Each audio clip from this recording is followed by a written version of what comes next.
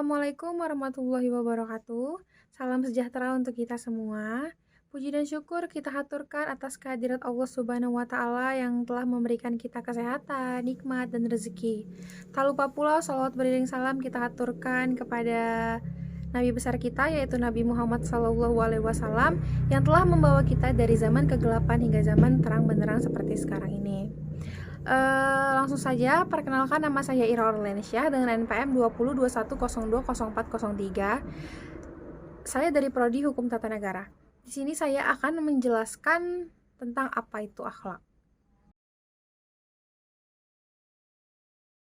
Kata akhlak berasal dari bahasa Arab, jamak dari huluk yang artinya tabiat, budi pekerti, watak, kesopanan.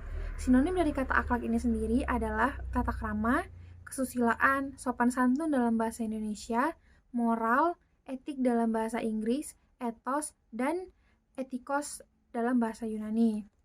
Nah, definisi akhlak ini sendiri banyak sekali dikemukakan oleh para ahli. Contohnya itu seperti Ibnu Maskawai, Profesor Dr. Andes Ahmad Amin, Abu Bakar Jabil Al-Jazari, Imam Al-Ghazali, dan lain sebagainya. Di sini saya akan membacakan satu definisi yang dikemukakan oleh para ahli, yaitu Ibnu Maskawai. Nah, akhlak ini adalah sikap seseorang yang mendorongnya untuk melakukan perbuatan-perbuatan tanpa melalui pertimbangan, tanpa melalui pertimbangan terlebih dahulu. Lalu ada akhlak terhadap sesama muslim. Jika kita membahas tentang akhlak terhadap sesama muslim, tidak lepas dari lingkungan kita, yaitu keluarga, tetangga, teman, kerabat, teman dekat, teman sekolah, ataupun yang lainnya. Nah, seperti yang telah diterangkan dalam hadis yang diriwayatkan oleh Imam Bukhari dan Abu Hurairah, itu ada 6 kewajiban yang harus dilakukan oleh setiap muslim. Yang pertama itu mengucapkan salam ketika berjumpa. Mengucapkan salam ini hukumnya itu adalah sunnah muakkad, sebab salam ini merupakan sebab-sebab pemersatu orang Islam dan sebab timbulnya rasa cinta terhadap sesama. Lalu yang kedua itu memenuhi undangan. Nah, apabila kita diundang ke rumah orang yang mengundang kita, maka datangilah. Karena mendatangi undangan tersebut hukumnya itu sama dengan mengucapkan salam, yaitu sunnah muakkad. Lalu yang ketiga adalah menasehati jika diminta. Nah, setiap muslim yang memiliki rasa persaudaraan dengan muslim lainnya tentunya mempunyai tanggung jawab untuk tidak membiarkan saudaranya dalam kemungkaran. Lalu yang keempat itu adalah mengucapkan tasmid jika bersin, lalu ia mengucapkan hamdalah. Nah, bertasmid kepada orang yang bersin adalah dengan mengucapkan kepada orang yang bersin, yarhamukallah. Maksud utama dari kalimat tasmid ini adalah mendoakan kebaikan untuk orang yang bersin dan dia memuji Allah. Nah, jadi jika ada orang yang bersin, lalu kita mengucapkan tasmid tadi, nah, setelah itu baru mengucapkan hamdalah, alhamdulillah. Lalu yang kelima itu menjenguk orang yang sakit.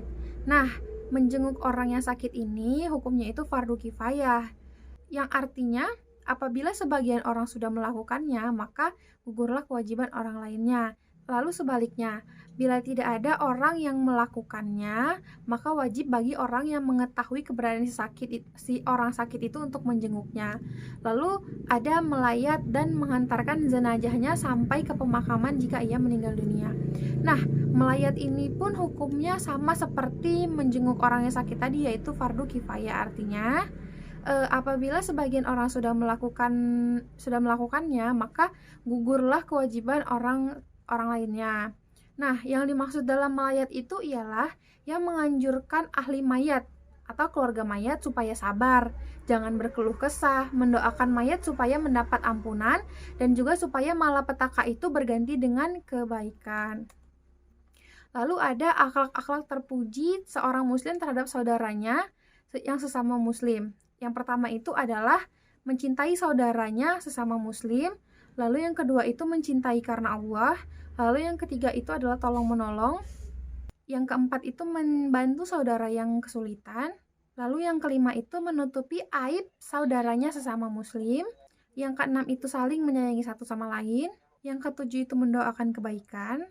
Lalu yang ke-8 itu adalah saling berjabat tangan ketika bertemu. Ya, tadi seperti salam tadi, itu hukumnya itu adalah sunnah muakkad. Lalu yang ke-9 itu ramah tamah dan rendah hati.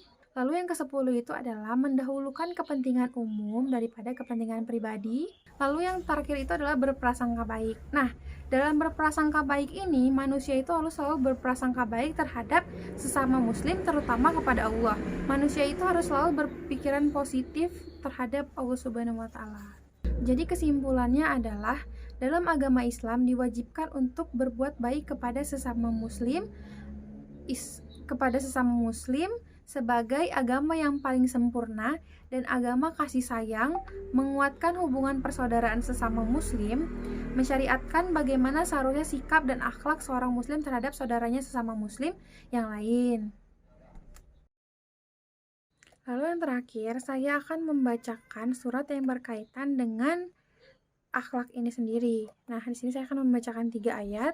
Yang pertama itu ada dari Quran surah Al-Isra ayat 26 dan 27 yang berbunyi allazina yunfikuna fis-sarai wad-darai wal qaziminal ghaiza wal afina anin nas wallahu yuhibbul muhsinin, yang artinya orang-orang yang menafkahkan hartanya baik di waktu yang lapang maupun sempit, dan orang-orang yang menahan amarahnya dan memaafkan kesalahan